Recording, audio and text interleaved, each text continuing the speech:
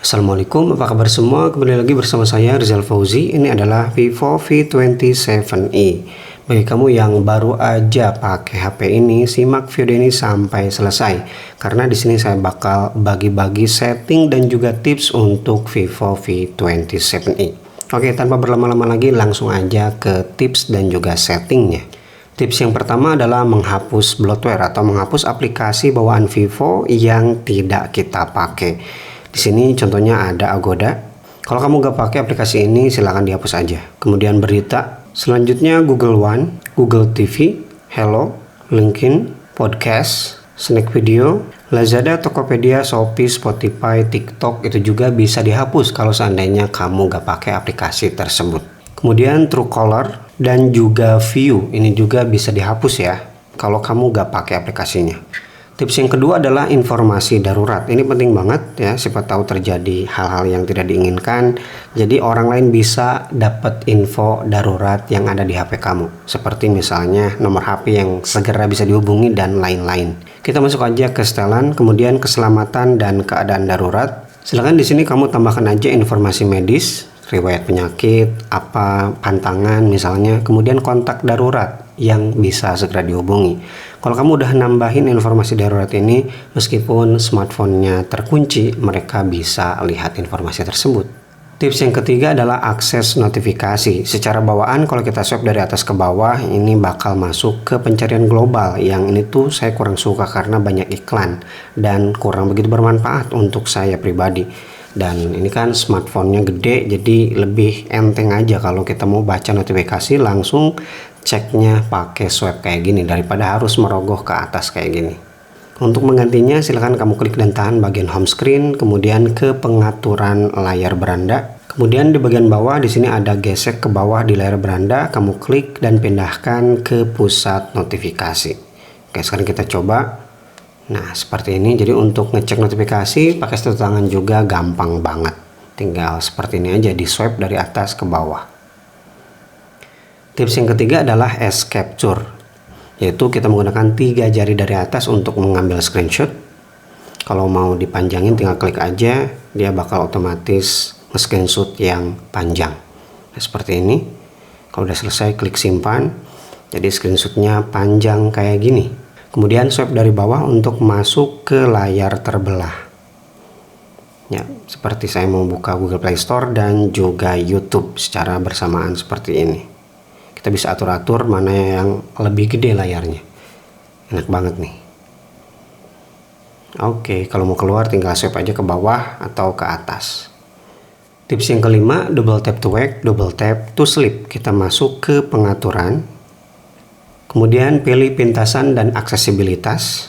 Kemudian pilih gerakan pintar. Di sini hidup dan matikan layar. Kemudian kamu silahkan klik aja yang ini dan juga yang ini. Jadi untuk menonaktifkan layar kita tinggal ketuk aja layarnya 2 kali di bagian home screen ya. Dan untuk menyalakan layar kita ketuk 2 kali. Nah, ini berguna banget kalau misalkan kita lagi nyimpen HP kayak gini, lagi kerja gitu, lagi ngetik-ngetik, kemudian ini kan layarnya mati, kita mau lihat jam atau mau lihat notifikasi doang biar gak dibuka, kita tinggal ketuk aja, ketuk lagi untuk menonaktifkan. Tips yang keenam adalah sentuhan mudah. Kita masuk seperti biasa ke bagian setting, kemudian pintahan dan aksesibilitas, kemudian pilih sentuhan mudah. Kita aktifkan sentuhan mudah ini. Nanti bakal ada bulatan kayak gini, mirip-mirip dengan yang ada di iPhone. Kita tinggal tap, maka bakal ada beberapa pilihan ya sebagai shortcut biar cepat gitu untuk mengakses beberapa aplikasi dan fungsi seperti screenshot atau mau perekaman layar langsung dari sini. Ini sangat-sangat berguna. Dan ini bisa dipindah-pindahin ya tempatnya, misalkan kalau kamu kurang suka di bagian ini, kita pindahin aja tempatnya di bagian atas biar gak gampang-gampang kesentuh gitu. Jadi bebas banget. Tips yang ketujuh adalah gaya home screen. Secara default untuk Vivo ini gaya home screen-nya ya seperti Android biasa ya, ada app drawer-nya. Nah, seperti ini. Tapi kalau kamu pengen ganti ya, bosen pengen lihat seperti iPhone gitu, semua aplikasi muncul di bagian ini, gampang banget. Kamu tinggal klik dan tahan bagian layar ini, kemudian pengaturan layar beranda, kemudian gaya layar beranda.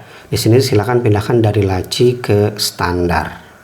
Nah, sekarang udah berubah, semua aplikasi muncul di layar depan seperti ini. Tidak ada lagi laci aplikasi. Tips yang ke-8 adalah Google Discover. Bagi yang belum tahu, Google Discover itu ya ini nih. Kalau kita swipe dari sisi kiri, dia masuk ke beberapa berita yang disarankan oleh Google. Kalau kamu kurang suka dengan ini, bisa dinonaktifkan. Caranya gampang, kita klik dan tahan bagian layar utama.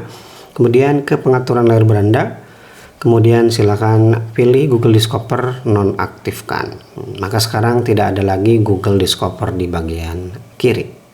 Tips yang ke-9 adalah mengganti sistem navigasi. Silakan masuk ke setelan, kemudian swipe ke bawah dan pilih sistem, kemudian pilih navigasi sistem. Di sini ada navigasi 3 tombol dan juga navigasi gestur. Secara default saya menggunakan navigasi gestur ya. Seperti ini kalau mau balik lagi. Ini gampang banget. Kalau mau pindah ke home ya seperti ini. Tapi kalau kamu kurang suka, pengen gaya-gaya jadul gitu ya, silahkan pindahkan aja dari navigasi gestur ke navigasi 3 tombol.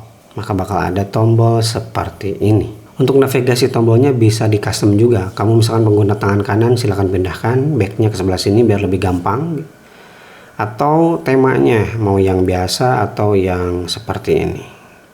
Tips yang ke-10, matikan koreksi otomatis di keyboard. Ya, bagi kamu yang sering salah-salah kirim pesan gitu ya.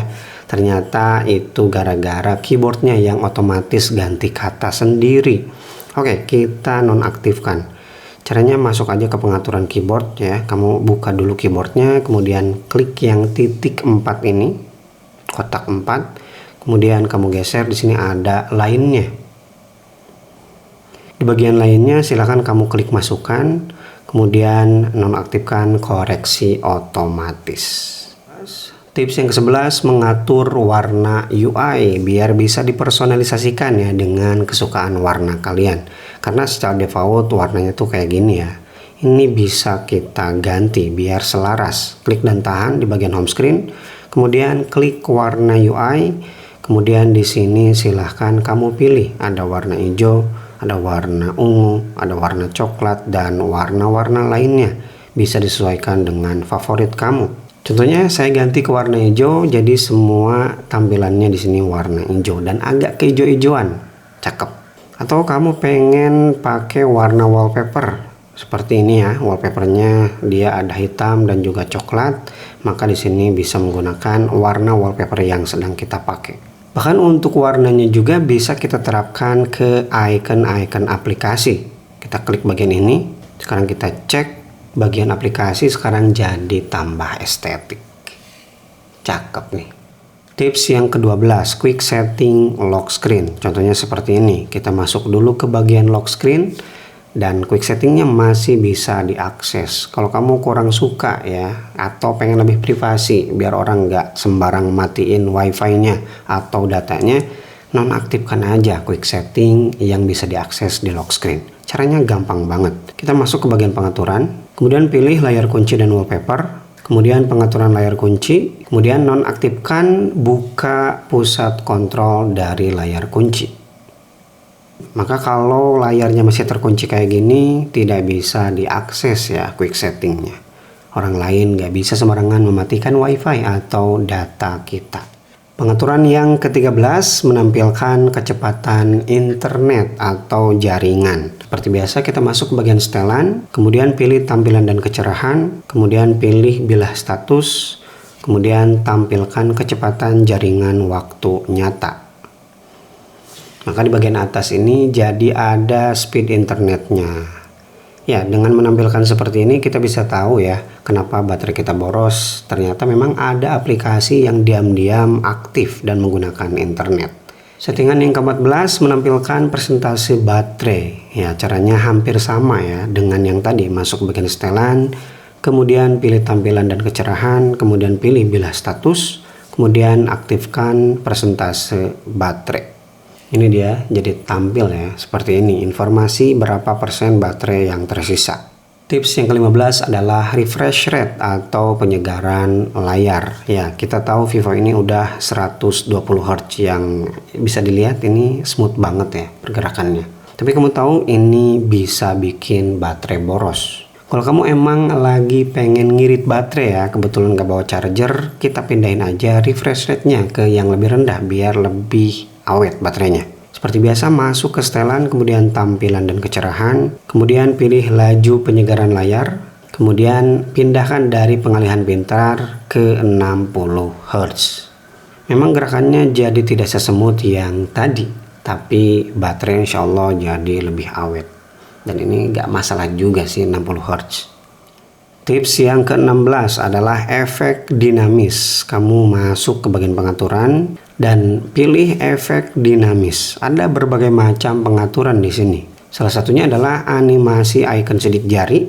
Ya, sidik jari yang ada di sini kita bisa ganti menggunakan yang ini, atau yang manapun ya. Pengen yang punya warna ada juga. Begitu juga dengan animasi pengenalan sidik jarinya bisa kita ganti. Ini kan secara default bisa diganti dengan yang lebih estetik gitu ya. Kita coba yang ini. Cakep. Atau animasi-animasi yang lain bisa kamu atur di sini. Tips yang ke-17 adalah cloning apps. Ya, menggandakan aplikasi. Kita masuk ke pengaturan, kemudian pilih aplikasi, kemudian pilih klona aplikasi. Nah, ada beberapa aplikasi yang bisa diklon seperti WhatsApp, Facebook, dan yang lain-lain. Jadi kamu bisa menggunakan 2 WhatsApp sekaligus di dalam satu HP. Di sini bakal saya contohkan misalnya Facebook ya. Kita klik aja bagian Facebook, tunggu instalasi cloning apps-nya. Setelah selesai, kita bisa cek ya di bagian aplikasi. Di sini Facebook jadi ada 2. Ini Facebook yang ori, ini Facebook cloningan. Ada tandanya. Tips yang ke-18 adalah mode sederhana. Misalnya kamu beli HP ini untuk orang tua yang penglihatannya udah mulai berkurang. Karena kalau icon-icon yang kecil, tulisan kecil kayak gini kurang nyaman ya. Kita pakai mode sederhana. Caranya masuk bagian setting, kemudian pilih layar kunci dan wallpaper. Kemudian di sini ada mode sederhana. Nah, ini dia tampilan mode sederhana. Kita coba aktifkan. Di bagian ini silahkan kamu tinggal klik aja alami sekarang. Nah, ini dia tampilan mode sederhana. Semua icon-iconnya jadi gede-gede kayak gini. Dan ini cocok sih bagi orang tua ya. Dan kalau kamu pengen keluar dari mode sederhana ini gampang banget. Silahkan masuk ke bagian ini aja ya, pengaturan. Kemudian keluar dari tampilan sederhana. Langsung balik ke pengaturan yang sebelumnya. Tips yang ke-19 adalah video call cantik. Ya, biar ada filter di kameranya kalau kita lagi video call. Masuk ke bagian setting, kemudian pilih pintasan dan aksesibilitas. Kemudian di sini ada panggilan video wajah cantik. Klik dan silakan aktifkan. Kemudian di sini ada aplikasi lainnya, silakan kamu tambahkan aja aplikasi-aplikasi yang biasa kamu gunakan untuk video call. Tips yang terakhir yang ke-20 adalah stiker. Ya, kita bisa bikin stiker mini ya, catatan sebagai pengingat atau sebagai warning buat orang lain yang pinjem HP kita. Caranya simple, kita masuk ya di bagian settingan beranda seperti ini. Kemudian kamu tinggal pilih widget. Kemudian kamu klik ini ya, stiker. Kita pilih yang ini ya, klik dan tahan. Kemudian seret aja ke bagian mana yang pengen kamu simpan ya stikernya. Misalnya di sini, kemudian kamu klik. Kemudian kamu atur di sini teksnya. Misalnya pinjem jangan lama. Kemudian klik simpan. Jadi ada tulisan seperti ini. Ya, ini berguna sekali lagi bisa jadi attention, bisa jadi pengingat ya kalau kita ada acara dan yang lain-lain. Oke, itu dia 20 tips dan juga setelan untuk Vivo V27e. Bagi kamu yang punya tips dan juga setelan menarik untuk Vivo ini, silakan drop komen di bawah. Terima kasih bagi yang udah nonton video ini sampai selesai. Rizal Fauzi pamit. Wassalamualaikum warahmatullahi wabarakatuh.